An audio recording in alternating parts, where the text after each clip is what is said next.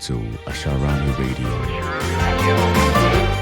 Hello, everybody, and welcome to another amazing segment of your lovely Asharami Radio. And today's segment is particularly exciting because I have people with me who are literally mad, people who are making a difference in different aspects of life. And we have the privilege of hosting some fellows from Elevate Africa, and they are with me right here in the studio. All right. Just to give you a background on what Elevate Africa is. Elevate Africa is a pan-African non-profit founded by His Royal Majesty, the 21st Olu of Warri Kingdom, Ogiame Atuache III, CFR, and Her Royal Majesty Olori Atuache III, Queen Consort of the Warri Kingdom.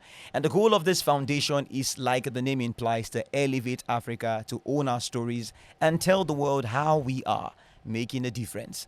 So with me right now, I have on my left, let me allow her introduce herself with her beautiful smile. Thank you so much. My name is Natalie Sifuma. I am Kenyan. I love life. I love stories. And I'm the founder of Sisters in Climate. Amazing. And on my right, I have Taman, Mhoumadi. I am from Comoros Islands and friends and living in Senegal. And I am a climate strategy specialist and an artist. amazing, an artist. Is it a musician or? I am a singer and a comedian. Woo! Crack me up.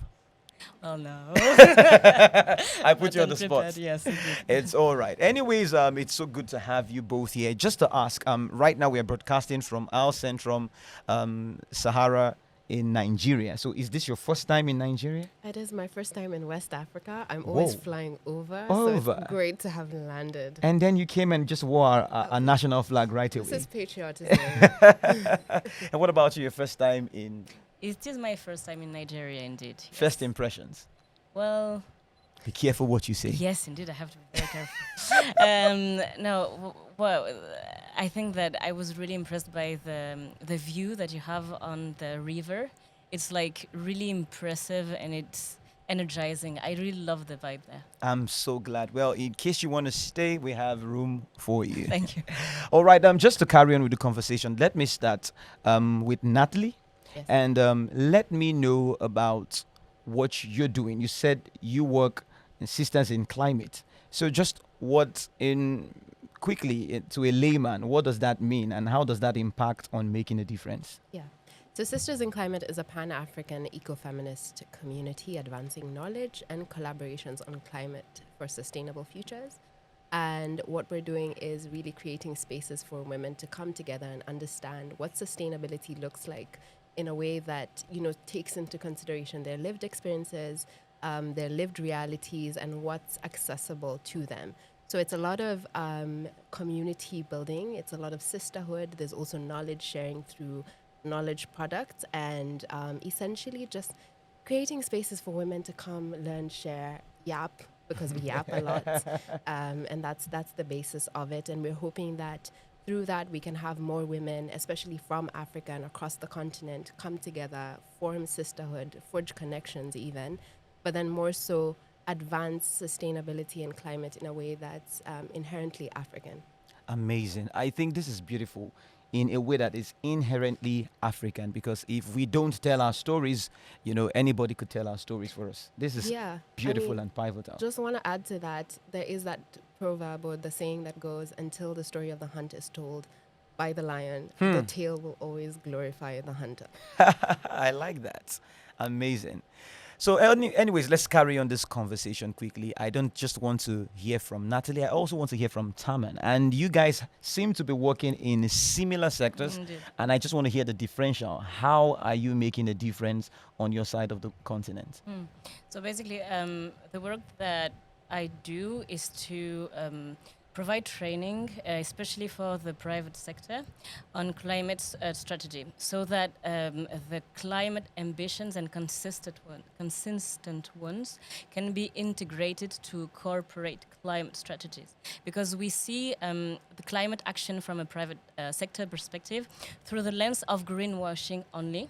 So I want to kind of create bridges between activism and the private sector so that we can make consistent change with the help of internal people in the private companies. Amazing. But we're also using art in parallel to this, and we've actually just launched our own structure, African Loop Consulting, to do so.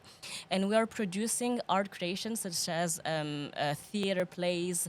We also intervene in conferences in order to promote climate African solutions through an artistic lens. Amazing. You know, I like the fact that it's original to us as Africa to tell stories.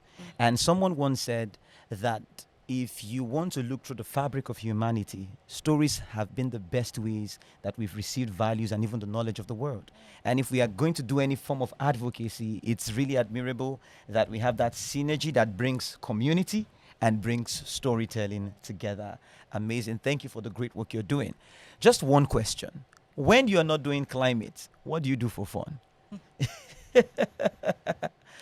Takes a Climate. big deal of my time, but I say that yes, art. I love to dance also, and yeah, music mainly.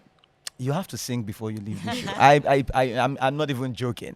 And what about you, Natalie? What do you do for fun? Well, two things. I'm one of those people who gets to the gym at 5 a.m. Wow. But then more importantly, I do like to spend time reading and just expanding my horizon with Amazing. the books I read. It's such an absolute pleasure to meet both of you. And I wasn't joking, Taman. Hey, I could hear that.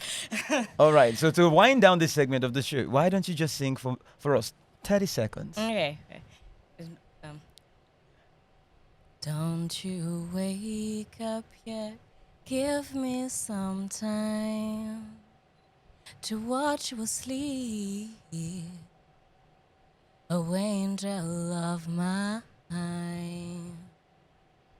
And I would be fine as long as you're near me, oh angel of mine.